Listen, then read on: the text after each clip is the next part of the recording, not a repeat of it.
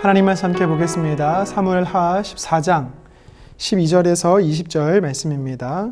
여인이 이르되 청하건대 당신의 여종을 용납하여 한 말씀을 내 주 왕께 여쭙게 하옵소서 하니 그가 이르되 말하라 하니라. 여인이 이르되 그러면 어찌하여 왕께서 하나님의 백성에게 대하여 이 같은 생각을 하셨나이까? 이 말씀을 하심으로 왕께서 죄 있는 사람같이 되심은 그 내쫓긴 자를 왕께서 집으로 돌아오게 하지 아니하심이니이다. 우리는 필경 죽으리니 땅에 쏟아진 물을 다시 담지 못할 같을 것이오나 하나님은 생명을 빼앗지 아니하시고 방책을 베푸사 내쫓긴 자가 하나님께 버린 자가 되지 아니하게 하시나이다. 이제 내가 와서 내 주 왕께 이 말씀을 여쭙는 것은 백성들이 나를 두렵게 하므로 당신의 여종이 스스로 말하기를 내가 왕께 여쭈오면 혹시 종이 청하는 것을 왕께서 시행하실 것이라. 왕께서 들으시고 나와 내 아들을 함께 하나님의 기업에서 끊을 자의 손으로부터 주의 종을 구원하시리라 함이니이다. 당신의 여종이 또 스스로 말하기를 내 주 왕의 말씀이 나의 위로가 되기를 원한다 하셨사오니 이는 내 주 왕께서 하나님의 사자같이 선과 악을 분간하심이니이다. 원하건대 왕의 하나님 여호와께서 왕과 같이 계시옵소서. 왕이 그 여인에게 대답하여 이르되 바라노니 내가 내게 묻는 것을 내게 숨기지 말라. 여인이 이르되 내 주 왕은 말씀하옵소서. 왕이 이르되 이 모든 일에 요압이 너와 함께 하였느냐 하니 여인이 대답하여 이르되 내 주 왕의 살아계심을 두고 맹세하옵나니 내 주 왕의 말씀을 좌로나 우로나 옮길 자가 없으리이다. 왕의 종 요압이 내게 명령하였고 그가 이 모든 말을 왕의 여종의 입에 넣어 주었사오니 이는 왕의 종 요압이 이 일의 형편을 바꾸려 하여 이같이 함이니이다. 내 주 왕의 지혜는 하나님의 사자의 지혜와 같아서 땅에 있는 일을 다 아시나이다 하니라. 아멘. 본문을 가지고 선택의 기준이라는 제목으로 말씀 증거하겠습니다. 직이일비직이라는 말이 있습니다. 하나만 알지 둘은 모른다라는 뜻이지요. 눈앞에 벌어지는 일에는 연연함으로 멀리 내다보지 못하는 사람에게 쓰는 표현입니다. 또 자신의 욕망만을 채우려고 하는 이 사람에게 쓰는 표현이죠. 자신의 욕망 때문에 내가 지금 선택한 것이 어떤 결과를 가져오는지 모르는 것입니다.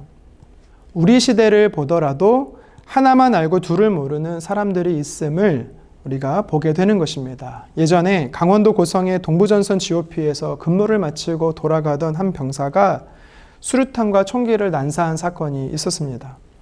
부대원 5명이 죽고 9명이 큰 중상을 입었습니다.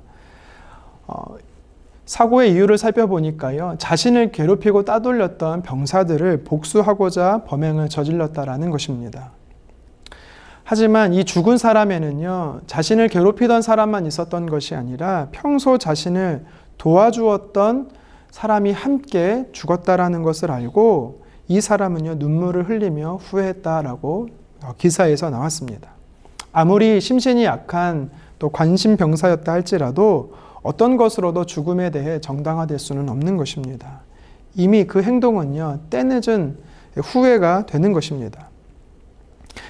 그 순간의 선택이 어떤 결과를 가져올지 모르고 했던 것인 것이죠.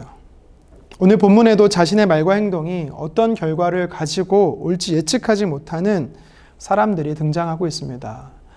첫 번째 사람이 바로 드고와 여인입니다.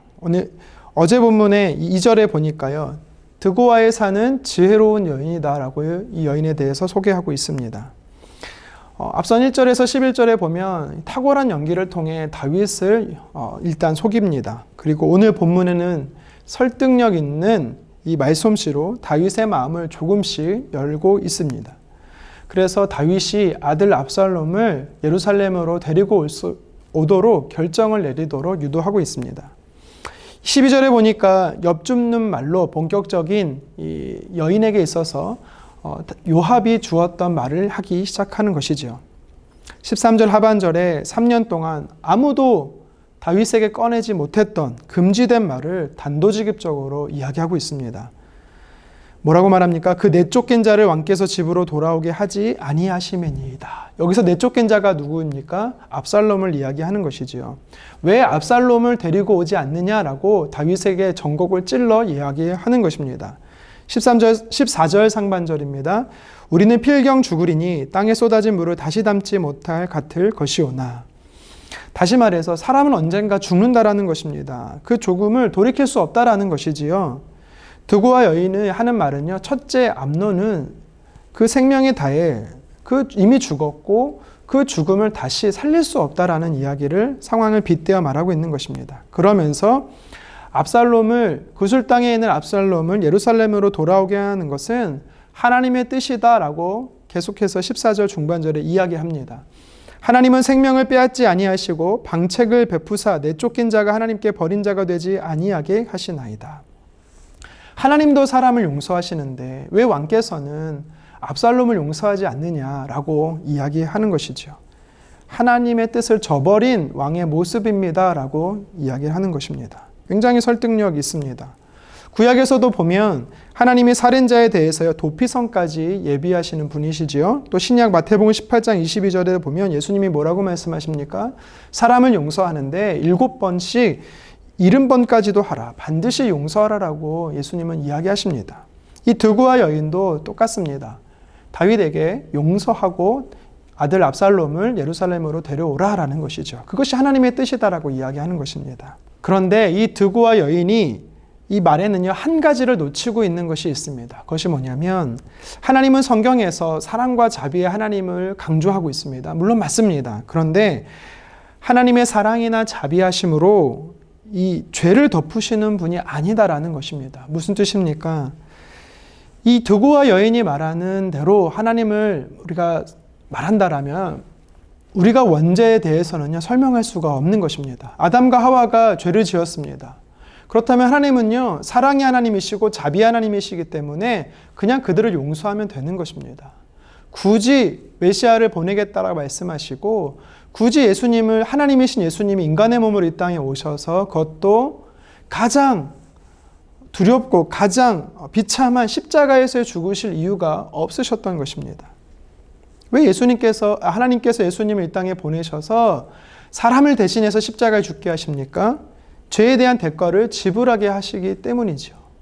하나님은요, 사랑의 하나님, 자비의 하나님 분명히 맞으십니다. 하지만 하나님은 또한 공의의 하나님이십니다. 이 드고와 여인은요, 어쩌면 이 공의의 하나님의 성품을 몰랐거나 아니면 의도적으로 감춤으로 인해서요, 다윗의 마음을 움직이고자 했던 것이지요. 하나님의 자비를 방패로 이용해서 죄를 용서받을 수는 없는 것입니다. 하나님의 성품 중에 용서하시는 하나님, 사랑의 하나님은 맞지만 그 사랑과 용서는요, 동일하게 공의의 하나님이 계시다라는 것을 우리는 기억해야 되는 것입니다. 가정에서 자녀들이 잘못을 했습니다. 무조건 사랑한다고 덮어주면 어떻게 될까요? 이 사회 속에서, 공동체 속에서요, 자비로 계속적으로 그 죄를 눈감아주면 어떻게 될까요? 가정은 버릇없는 아이들을 길러내게 될 것이고요. 사회는 투명하지 않은 무질서한 조직을 양산하게 되는 것입니다. 우리의 신앙생활에도 마찬가지입니다. 죄에 대한 하나님의 용서는 있습니다. 하지만 하나님의 이 용서는요, 죄인인 우리가 참으로 회개하고 돌이킬 때 하나님이 베풀어 주시는 은혜인 것입니다. 하나님의 무한한 사랑과 자비를 강조한 나머지 하나님의 공의를 배제한다라면 우리는 건강한 신앙생활을 할 수 없는 것이죠. 두 번째로 오늘 본문에서 하나는 알고 둘은 모르는, 자신의 결정이 어떠한 잘못을 양산할지 모르는 자가 또 등장합니다. 누구냐면 바로 요압이지요. 그는 표면적으로는 등장하지는 않습니다. 배후에서 이 여인을 조종하고 있지요. 다윗이 배후에 요압이 있다라는 것을 알게 됐습니다. 19절에 말하지요. 왕이 이르되 이 모든 일에 요압이 너와 함께 하느냐 하니, 19절 하반절에 드고와 여인이 대답을 합니다. 순순히 자백하는 것이죠. 왕의 종 요압이 내게 명령하였고 그가 이 모든 말을 왕의 여종의 입에 넣어 주었사오니. 평소 요압은요, 다윗이 아들 압살롬을 그리워한다라는 것을 알고 있었습니다.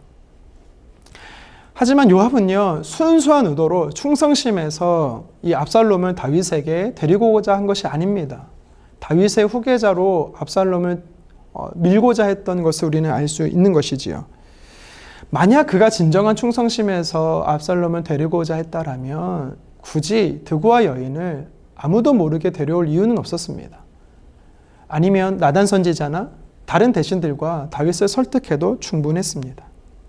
요압이 압살롬을 사면을 위해 애쓴 이유는요, 그를 왕으로 세우고 나서 자신의 입신양면을, 이 권력을 유지하기 위한 인간적인 욕심이었음을, 그릇된 계획이고 인간의 개척이었음을 우리는 알 수 있는 것입니다.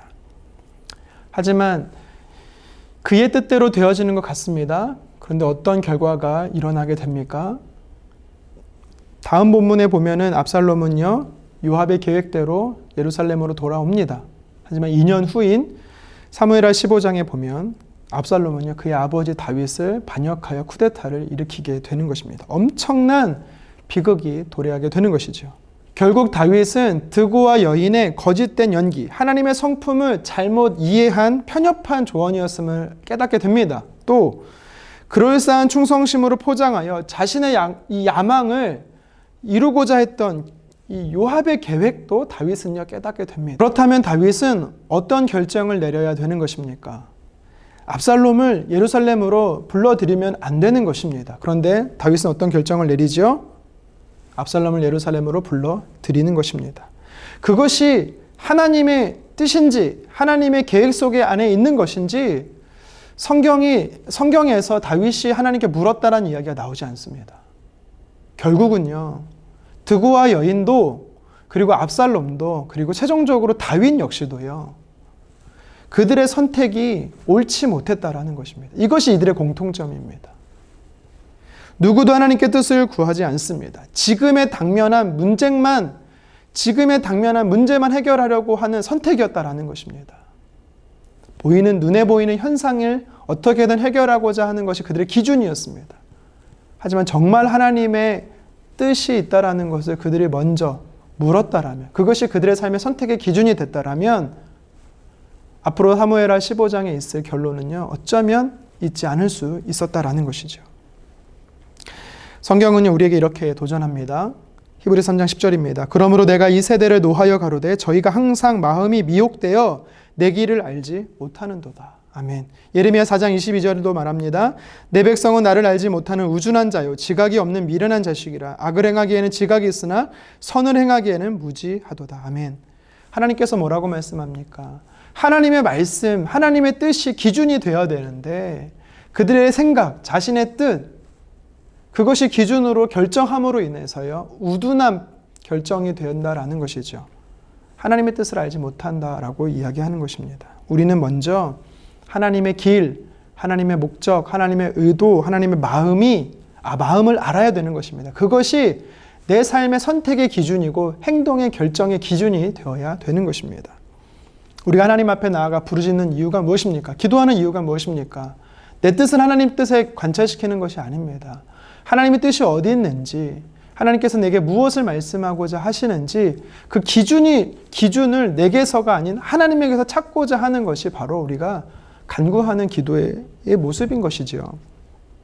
우리가 하나님의 뜻을 깨닫는 데 있어서요, 멀어지게 하는 사람의 소리에, 세상의 소리에 우리는 귀를 닫아야 합니다. 그리고 내 마음의 생각에도요, 우리는 차단을 시켜야 합니다. 우리가 오로지 하나님의 음성과 하나님의 뜻에 우리는 귀 기울여야 되는 것이죠. 그것이 내 삶의 기준이 되게 해야 되는 것입니다. 요한복음 15장에 뭐라고 말씀하십니까? 포도나무의 열매가 어떻게 풍성히 맺힐 수 있느냐? 그것은 가지된 우리가 포도나무 대신 예수님께 잘 접붙임 바 돼 있을 때 그의 삶의 풍성한 열매를 하나님께서 맺게 하시겠다라고 이야기합니다. 하나님의 말씀을 내 삶의 양식으로, 내 삶의 기준으로, 선택과 행동의 기준으로 세우면 하나님께서 그 사람에게 풍성한 은혜들을 베푸시겠다라고 약속하는 것입니다. 선택의 기준, 하나님의 말씀이 되기를 간절히 소망합니다.